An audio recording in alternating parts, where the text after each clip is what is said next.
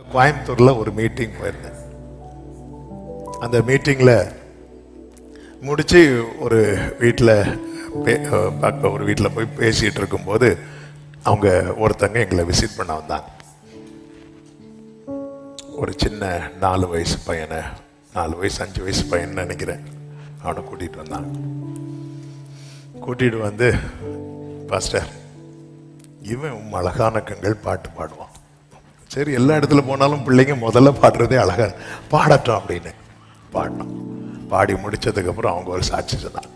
என்ன சாட்சினா, ஃபர்ஸ்ட் இவன் ஹோம்ல தான் இருக்கிறான். ஏன் இவனை இந்த பாட்டை பாட வச்சேன் அப்படின்னா, இவனுக்கு 4 மாதமோ 5 மாதமோ இருக்கும்போது அந்த குழந்தைய அந்த தாயாரும் விரும்பல, அந்த தாயாருடைய மாமியாரும் விரும்பல. இந்த குழந்தைய பெற்று வளர்க்கதை விரும்பல, என்ன சூழ்நிலைன்னு தெரியல. அதனால என்ன பண்ணாங்கன்னா, இந்த தாயாரை போய் வயிற்றை போய் இடிப்பாங்களாம். தாயாருடைய மாமியார் தாயாருக்கு வயிற்றுல ஏறி மிதிப்பாங்களாம். எதுக்கு அப்படின்னா, இந்த குழந்தை என்ன பண்ணணும், அப்படி இல்லாம ஆயிரணும். அதை தாண்டி பிறந்திருக்கான்.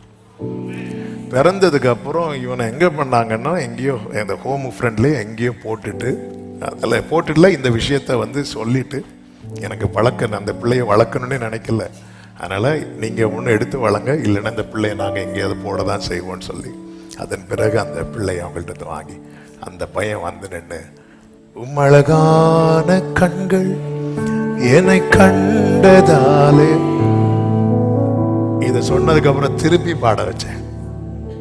நான் சொன்னேன், இந்த பாட்டு பாடுறதுக்கு சரியான ஆள் நீதான்டா.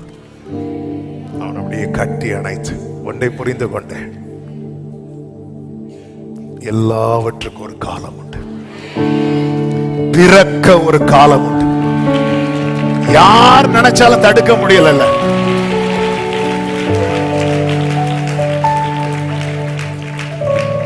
நம்ம நினைச்சிட்டு இருக்கோம், நம்ம இப்படி கேர் பண்ணாதனால அப்படி இல்லை, அதுக்காக சொல்லிட்டு சும்மா இருக்க கூடாது. ஹல்லேலூயா. ஆண்டவர் சொன்னாரே, உன் தாயின் வயிற்றில் தோண்டினது முதல் உன்னை நான் ஏந்தினேன்.